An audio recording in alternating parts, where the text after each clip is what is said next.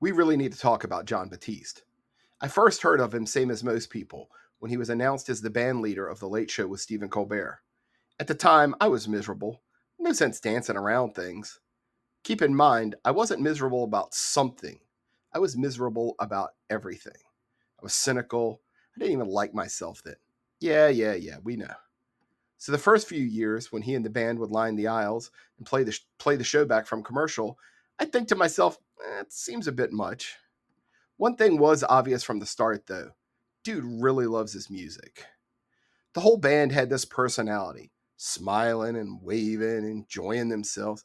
It all felt too manufactured and nuanced for TV. Then the pandemic hit. For a few months, the music was very low key. Everyone was in their square, playing from their homes, trying to be happy. But the energy was gone. I should probably say that I know nothing at all about music. I played sax in the school band a million years ago. I mean, I like different kinds of music, but until very recently, I never really understood music. Musicians have this language of their own. It's completely unspoken. It transcends literally every barrier. It's like math, it's universal. And what fascinates me about people like Jon Batiste and Michael Cleveland and Post Malone, no, seriously, is that there's this joy about them when they play their music.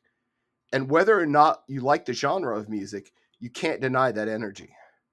I liked playing enough, but it was just more anxiety fuel back then. I had enough of that shit going on already. The year I was in band, I was in crutches because after my dad accidentally ran over my foot with his Corvette. Now, I've never really liked Corvettes, and this was just another arrow in the quiver as to why. But between someone carrying my sax, my linear approach to learning music, and this crippling fear I had that someone would see my bare foot, what? I just gave it all up.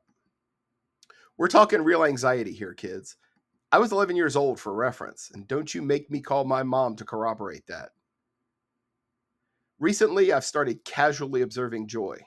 I always see things happening in life which it used to be upsetting to me. Now they're just small setbacks if I even notice them at all in the first place. Instead, I focus on things that bring me joy. Thanks, organizational maven Marie Kondo. Care to explain? Sure. In my brain, anxiety and joy were diametrically opposed. I could have one but not the other. And if I couldn't get past my anxiety, I was never going to see the joy on the other side. I inadvertently turned my anxiety into joy to take up the slack, thinking somehow that turning misery into joy was at all helpful. I said insincere things. I used a lot of sarcasm, all as a way to amuse myself. Jesus, that sounds dark, man. It's not meant to be. Okay, internationally respected self help guru Deepak Chopra, how do I do that? Oh, come on now. It's easy. Just get rid of all the anxiety since it's bad. Everyone does it. Why can't you do it? I mean, you just stop thinking about this stuff all day, every day, no matter what. Maybe there's something wrong with you. I mean, successful people and they figure this shit out, right? No, they haven't. We're all in this together, no matter what. Figuring that out took decades and some really good people being a little vulnerable for like a minute.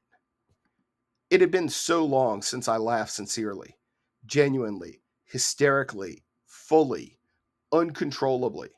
That's joy to me. I mean, I'd laugh, but not in a truly genuine way. I knew that was something I had to fix. The biggest blocker to recognizing joy was finding a way to deal with all this anxiety. I had no confidence in myself.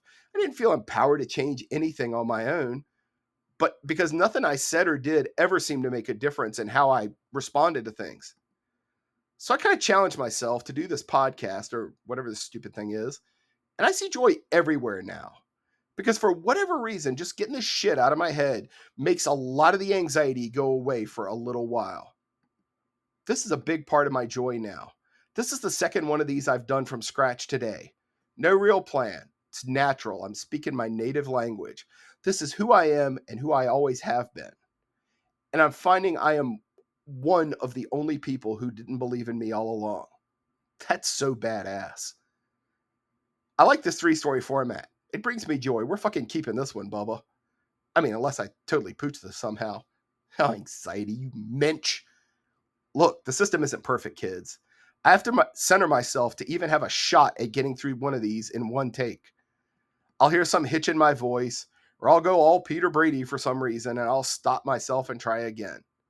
It's a start though, right? I'm setting goals for myself because for the first time, I'm just fucking hanging it out there. Take care.